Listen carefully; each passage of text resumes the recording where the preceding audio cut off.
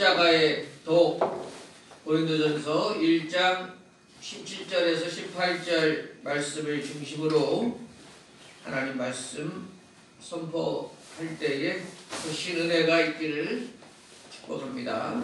네. 지난주에 이어 오늘도 찬양처럼 십자가에 대한 말씀을 나누고자 합니다.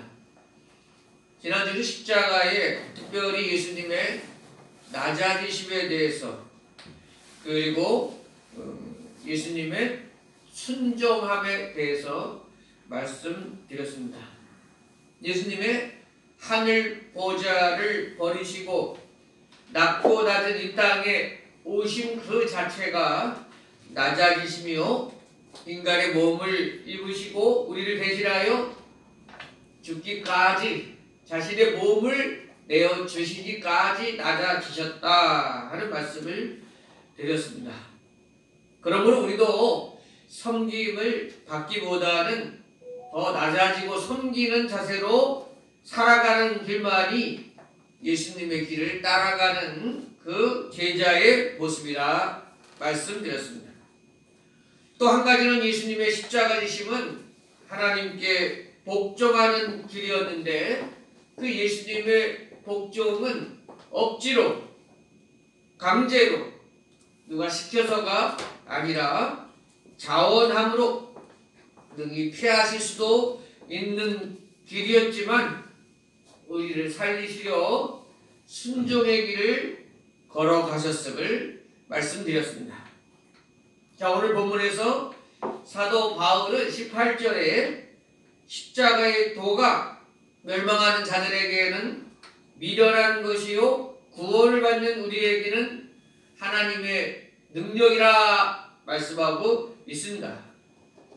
그렇습니다. 십자가를 통해 예수님께서 우리를 구원하시는 길을 열어주셨다 하는 이 십자가의 도가 멸망받는 자, 믿지 않는 자 그들에게는 아주 미련해 보이는 것이 특징이라는 것입니다. 유대인들도 그렇고 사탄 마귀도 그랬어요. 예수님을 십자가에 못 박도록 밀어붙이고 나무에 달아 죽이면 우리들이 승리하는 것이다 이런 생각을 했기 때문에 아주 몰아쳐서 예수님을 십자가에 몰고 갔습니다.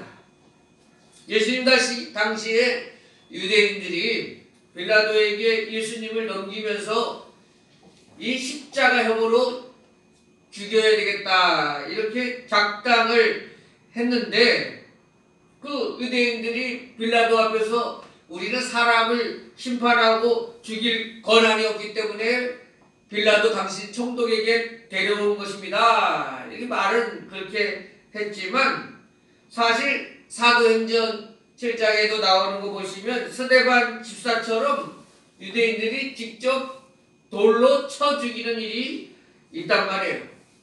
그러니까 당시에 종교적인 신성모독, 종교적인 이유로 종교 재판을 해가지고 죽일 때에는 돌로 쳐 죽이는 그런 일을 할 수 있는 겁니다. 유대인들이 예수님을 하나님의 이름을 망령되이 했다, 신성모독이다 이런 종교죄로 죽이려고 하면 이 스데반처럼 돌로 때리는 것이 율법에 나와 있습니다.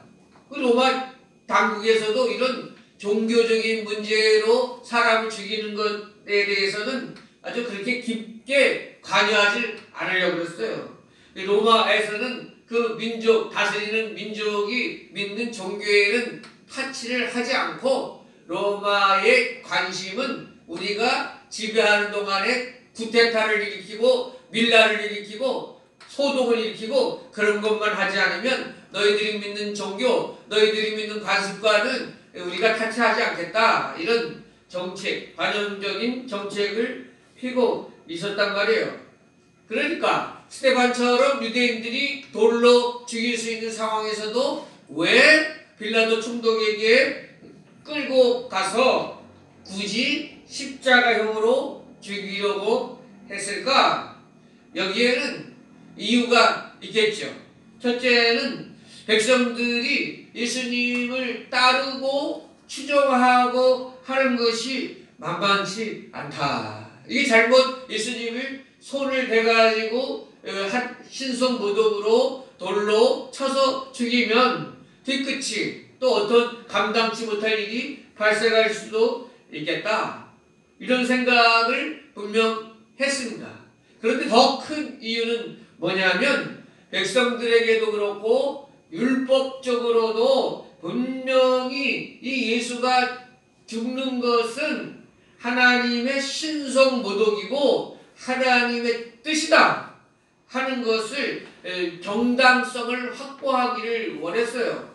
그래서 십자가형으로 죽인다면 어떤 일이 벌어지는가? 십자가에 정치적인 죄를 뒤집었었어. 이가 유대인의 왕으로 로마 황제를 숭배하고 따르지 않으려고 한다. 불충성하려고 한다. 그러면 로마의 정치적인 형틀은 십자가였단 말이에요. 반역을 일으킨 사람이 당하는 형벌이 십자가형이란 말이에요. 그러면 십자가형을 통해서 정치적인 목적으로 몰아서 죽이자. 그러면 신명기 21장 23절의 말씀처럼 나무에 달린 자는 하나님께 저주를 받았음이라. 이 말씀도 이루어지는 것이다. 자, 생각해봐라. 이 예수가 십자가에 달려 죽은 것은 나무 위에 달려 죽은 것인데 마음 백성들에게 설명하기가 좋지 않느냐. 신명기 말씀에 이렇게 나무에 달린 자는 하나님께 저주받은 자가 틀림없다고 말씀하셨는데 이렇게 예수님이 죽은 이유는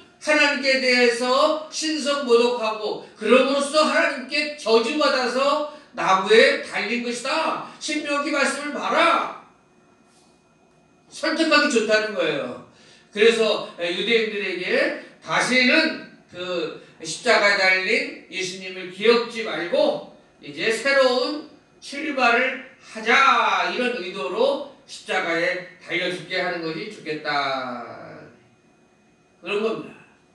자, 그래요. 지금도 이스라엘 사람들이 대다수는 예수님을 이제 자기들이 기다리는 메시아라고 인정치 않죠. 요즘에는 또 많이 이제 유대인들 중에서도 예수님을 믿게 되는 그런 현상들이 많이 나타나고 있다고 하지만 대부분은 예수님을 메시아라고 생각하지 않는 첫 번째 이유가 지금도 나무에 달려 죽은 자는 하나님께 저주받은 자인데 저주받은 자를 어떻게 우리가 메시아로 받아들일 수 있느냐. 실패한 증거다, 이런 생각을 가지고 있는 것입니다.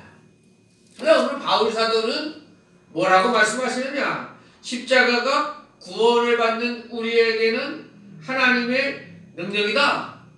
불순종하는 자, 믿지 않는 자에게 십자가는 미련해 보이는 것이고 실패의 작품이라고 생각할지는 모르지만 우리 예수님을 믿는 우리에게는 하나님의 능력이 십자가다. 예수님의 십자가가 복음을 믿는 자들에게는 하나님의 능력이다. 이렇게 거듭 강조하고 있습니다. 지난번 말씀드린 적이 있는 것 같은데 여러분, 이 십자가에서 예수님이 저주를 받아 돌아가셨다는 것은 유대인들의 주장한 것이 맞아요. 틀리지 않아요. 예수님은 십자가에서 저주를 받으신 것이 맞다니까요. 그리고 십자가 위에서 아주 잠깐이지만 하나님으로부터 외면당하는 그런 시간도 있었다는 거예요. 삼위일체 하나님은 창세기 그 이전부터 세상 끝날까지 언제나 삼위일체로 함께 하시면서 한 마음 한 뜻으로 한 사랑으로 계속적인 교류와 사랑의 관계가 이루어지는 분이 삼위일체 하나님이시거든요. 언제나 교통이 이루어진단 말이에요. 그런데 역사상 이렇게 삼위일체 하나님이 잠깐이라도 떨어져서 예수님께서 하나님께 버림받는 시간이 있었다는 겁니다. 그 시간이 바로 십자가에서 돌아가실 때 예수님이 십자가 위에서 7 말씀을 하셨는데 그 중에 무슨 말씀을 하시냐면 엘리 엘리 라마 사박다니 나의 하나님 나의 하나님 어찌하여 나를 버리시나이까 받았다. 이 말씀을 하실 때 잠시 예수님이 하나님으로부터 버림을 받았다. 이렇게 보는 것입니다. 바로 이 시간이에요. 하나님께로부터 예수님이 버림받은, 하나님께로부터 저주받은 잠시 잠깐의 시간이 있었는데 바로 이 시간이라는 거예요. 그리고 예수님이 하나님으로부터 버림받았고 저주를 받았기 때문에 우리 인간들의 고통, 우리 인간들의 저주를 다 짊어지고 뒤집어질 수 있었다 하는 겁니다. 자, 예수님은 어쩌면 어느 학자의 말씀처럼 십자가에서 당하는 못박힘과 채찍의 고통보다도 잠시지만 하나님으로부터 저주를 받고 버림받는 이 순간이 더 힘들고 더 고통스러운 시간일 수 있겠다. 이렇게 주장한 학자가 있는데 그런 거예요. 정말 삼위일체 하나님은 한 시간도 한순간도 이렇게 하나님으로부터 예수님이 버림받는 시간이 없었는데 왜 예수님께서는 하나님께로부터 버림받는 이 시간이 필요한가? 하나님께 버림받지 않은 상태에서는 죄를 감당할 수 없는 것입니다.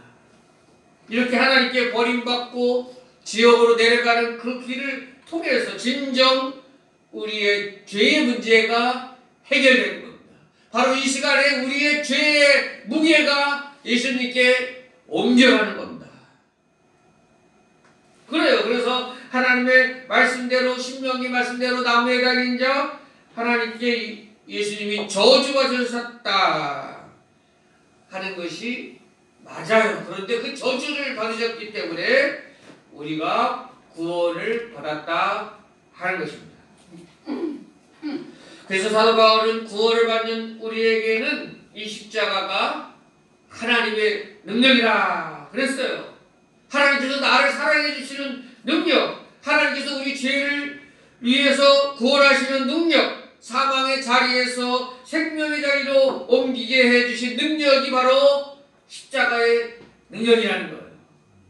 십자가를 생각하면서 우리 칼바르트라고 하는 위대한 신학자는 두 가지를 생각해야 되는데 저 십자가 위에 달린 예수님 대신 원래는 내가 저 십자가에 달려야 하는데 하는 그 첫 번째를 강하게 느껴야 되고 두 번째는 하나님이 예수님을 십자가에 내어 주시기까지 나를 이 벌레 같은 나를 사랑해 주셨구나. 이 두 가지를 반드시 기억하고 고백해야 한다고 말씀했습니다. 아멘. 이사야 53장 5절의 말씀처럼 그가 찔림은 우리의 허물 때문이요 그가 상함은 우리의 죄악 때문이라. 그가 징계를 받음으로 우리는 평화를 누리고 그가 채찍에 맞음으로 우리는 나음을 받았도다. 아멘. 예수님이 채찍에 맞아서 우리가 나음을 받았다 그래요. 우리 목사님들 중에 이렇게 설교하는 사람이 있어요. 유대인들의 채찍은 이렇게 39대까지, 그래서 사도 바울이 이 서신서에도 많이 나오거든요. 40에 하나 가만매, 그러니까 39대까지 때려요. 유대인들은 39대까지 때리는 이유는 39대 넘어가면 사람이 죽을 수도 있다는 거예요.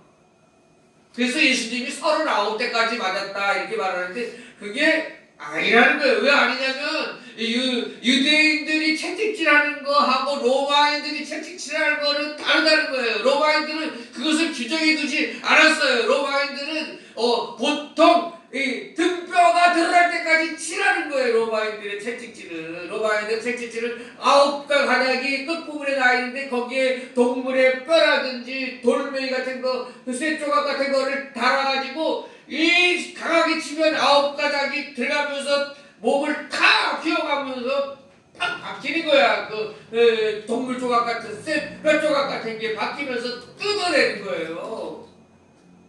그래서 예수님이 십자가에 달리셔서 정말 어떤 사람은 9일까지 견디는 사람이 있다 그래요. 기록을 보면. 그런데 예수님이 정말 빨리 돌아가신 것은 그만큼 피를 많이 흘리시고 살을 많이 뜯기셨다. 그렇게 이해해도 좋은 겁니다.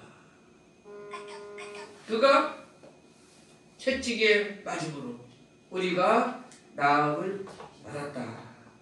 믿습니까? 아멘. C.T. 스터드라고 하는 그 유명한 분이 이런 말했어요. 만약 예수 그리스도가 하나님이시고 나를 위해 죽으셨다면 내가 그분을 위해 치르는 희생은 아무것도 아니다 그랬어요. 그 예수님의 십자가의 사랑이 나를 위한 것임을 바로 고백한다면 우리의 일생이 바뀔 것입니다. 생각이 바뀌고 살아가는 방식도 바뀔 것입니다. 오늘 17절에서 바울 사도가 그리스도께서 나를 보내심은 세례를 베풀게 하려 하심이 아니요 오직 복음 전하게 하려 하심이로되 말의 지혜로 하지 아니함은 그리스도의 십자가가 헛되지 않게 하려 함이라. 17절에 이렇게 말씀하고 있어요. 이 말씀이 왜 나오고 있냐면 앞에 15절 16절을 근거로 해서 바울이 나는 그리스도와 가이오 외에는 아무에게도 세례를 주지 않았다 이 말씀이 나오거든요. 이게 무슨 뜻이냐면 당시 교회의 교인들은 나는 누구에게 세례받았어? 나는 바울에게 직접 세례받았어? 나는 세례 요한 세례 받은 사람이야? 그러면서 자기들이 누구에게 세례받았다 무슨 파다 무슨 당이다 우리가 더 정통파다 이렇게 파당을 짓고 있는 이래란 말이에요.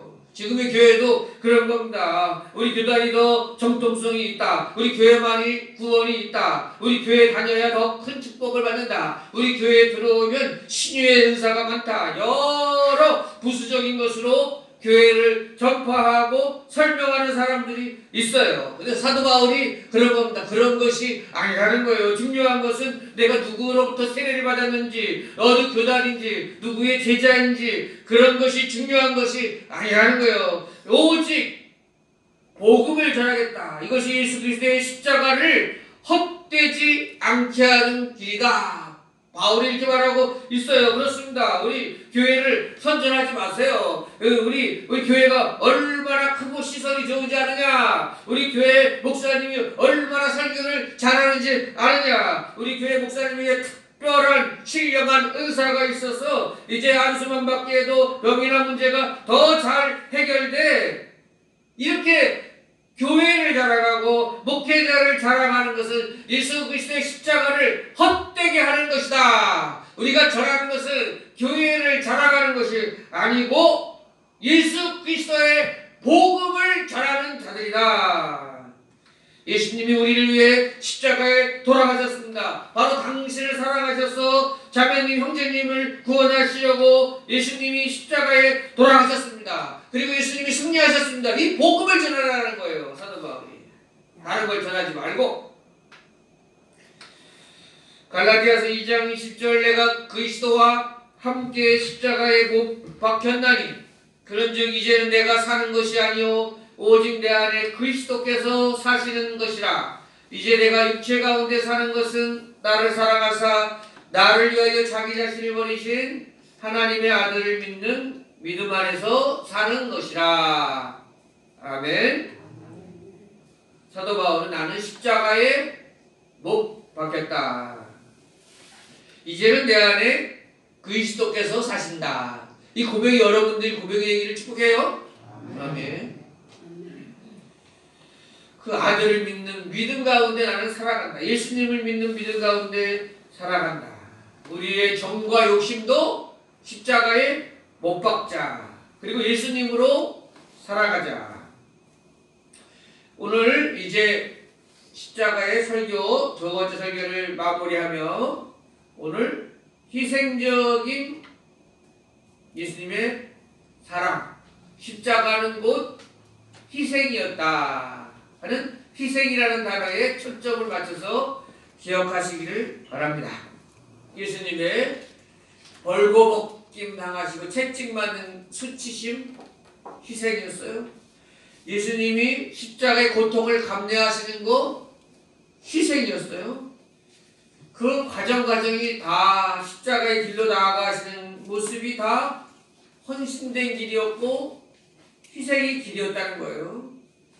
우리는 신앙생활뿐만 아니라 일반 생활 속에서도 너무도 희생과 헌신과는 거리가 먼 그런 생활 나날들을 살아가고 있는 건 아닌가? 한번 생각해 봐야 돼요. 세상 사람들은 다 이렇게 생각해요. 남들보다 앞서야 된다고 생각해요. 남을 밟지 않으면 내가 밟힌다고 생각을 해요. 어떻게 하든지 남을 경쟁에서 이겨야 된다고 생각해요. 그렇게 사고하고 그렇게 나만을 위해서 살아가는 인생에는 결코 희생이라는 단어, 헌신이라는 단어, 그것이 어울리지 않습니다. 그런데 이 시대에도 예수님처럼 자기를 희생하고 헌신하는 사람들이 있어요. 그때 세상 사람들은 말하죠. 너 미친 거 아니야? 너 제정신이야? 그게 너에게 무슨 이득이 돼? 이렇게 말합니다.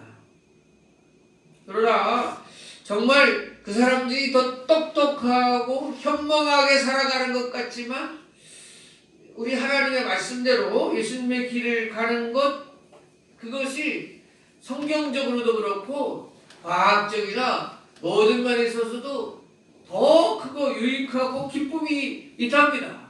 과학자들이 연구해 보았어요. 내가 빵 하나 더 먹고 사는 거 하고 배불리는 거 하고 그걸 남에게 나눠줘서 자비를 베풀고 이렇게 살아가는 사람 이 건강 체크를 쭉 모니터링 해봤더니 이 더 자비를 베풀고 도네이션 기부 많이 하고 이웃을 섬기는 사람이 더 건강하고 더 기뻐하고 더 오래 살더라는 것이 과학적으로도 증명됐습니다. 왜냐면은 이 먹는 것 이렇게 내 누리는 것보다 다른 사람에게 자선하고 선을 베풀 때에 그 마음이 너무 기쁘고 행복해가지고 아주 행복 호르몬이 넘쳐나고 하니까 더 장수하더라는 거예요. 희생을 생각하며 오늘 제가 예화 하나 드리고 말씀을 마칠게요. 제 책 보다가 이런 이제 독일 아우슈비츠 유대인들을 강제로 수용하는 수용소 지하 감방 21호실 벽에는 십자가가 하나 새겨지게 됩니다. 이는 지하 저항 운동을 한 폴란드 사람 스테판 야젠스키라는 사람이 손톱과 그 주위에 있는 조그만 아주 도구를 가지고 팠어요. 십자가를 이 사람이 왜 팠느냐? 유대인들만 사로잡혀 있는 이 감방에 왜 십자가를 팠느냐? 자, 그 십자가를 판 방 두 칸 떨어진 감방에 막스밀리아니안 콜베 신부가 유대인들을 피신시키고 도와주다가 함께 갇혀 있어요. 1941년이었는데 수용소 중에 한 사람이 탈옥을 해버렸어요. 나치 관리자는 탈옥을 근절시키고자 그 탈옥한 사람 대신 한 사람당 10명의 목숨을 잃게 하겠다. 그리고 나서 10명을 제비뽑기로 선택했습니다. 그 중에 한 사람 프란치스코 가요브니체크라는 사람이 큰 소리로 절망적으로 말하기를 불쌍한 우리 아이들이 뭐 넷이나 있는데 다시는 볼 수 없겠구나. 그렇게 한탄하는 소리를 옆에 있던 콜베 신부가 들었어요. 그 콜베 신부가 그리고는 앞에 나와서 나치 관리에게 이렇게 말하는 겁니다. 나는 가족도 없고 혼자 몸인데 저 사람은 저렇게 가족이 많이 있으니 제가 대신하여 죽을 수 있게 해주십시오. 관리는 그 청을 받아들였어요. 콜베를 대신하여 굶겨 죽이는 감방으로 10명이 이송되었습니다. 이제 이 신부는 죽음의 길로 가기 전에 그 10명의 절망에 있는 이 9명을 데리고 2주를 견뎠는데 2주 있는 동안에 기도하고 찬송하고 말씀을 전하고 비록 그들은 음식을 먹지 못했지만 그 10명은 다 성령으로 충만해서 두려워서 죽어가는 것이 아니고 기쁨으로 죽어갔던 것입니다. 그리고 이 야제스키라는 사람은 그들의 믿음을 기념하기 위해서 자기 감방벽에 십자가를 파기 시작했던 거예요. 콜베 신부 덕에 목숨을 구한 가이어 브리체크, 그는 다시 가족을 만났고 무려 1997년도까지 살았다.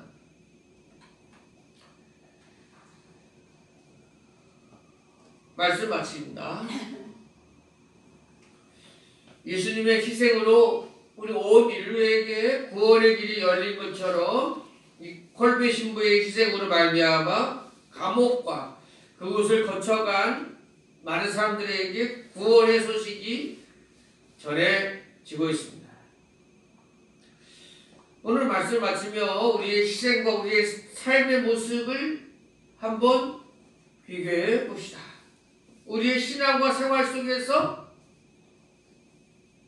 우리 생활 속에서 예수 그리스도의 향기가 나지 않고 우리 모습을 통해서 예수님 안 믿는 사람들이 예수님을 발견하지 못한다면, 우리의 행동과 생활 속에서 자연스럽게 저 사람을 보니 예수님이 전혀 보이지 않는다면 문제가 있다.